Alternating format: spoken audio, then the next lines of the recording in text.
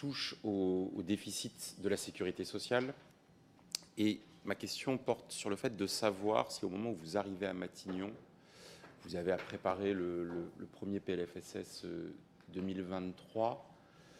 dans les informations qui vous sont communiquées, les alertes qui peuvent vous être transmises,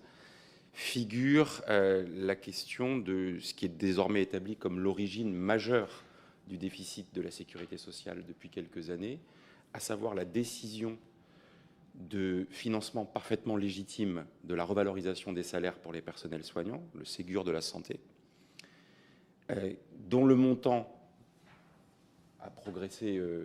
entre la décision de 2020, il est chiffré à 9 milliards d'euros à ce moment-là, aujourd'hui c'est environ 13 à 14 milliards d'euros. Et désormais, la Commission des comptes de la sécurité sociale l'écrit très clairement, le montant du déficit de l'assurance maladie, c'est le montant du Ségur de la santé qui n'a pas été financé spécifiquement et dont la création, d'une certaine manière, devait être absorbée par le tendanciel de l'ONDAM. Et donc, ma question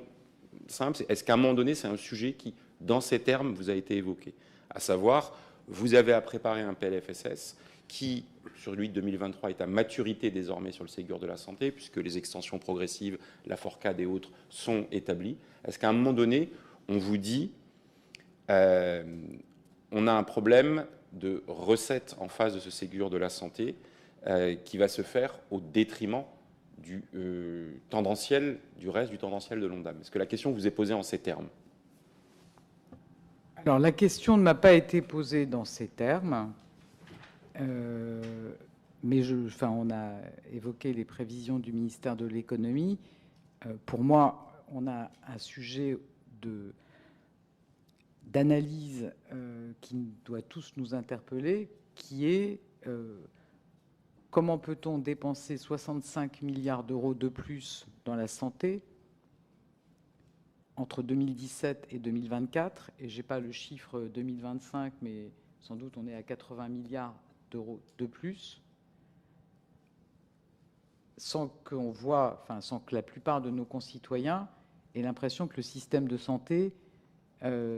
s'est amélioré. Voire même, j'imagine, monsieur le député, que vous croisez comme moi des Français qui ont l'impression que ça va, et pas qui ont l'impression, qui vivent le fait que ça va moins bien. Donc pour moi, c'est vraiment quelque chose sur lequel il y a un travail à faire, d'arriver à analyser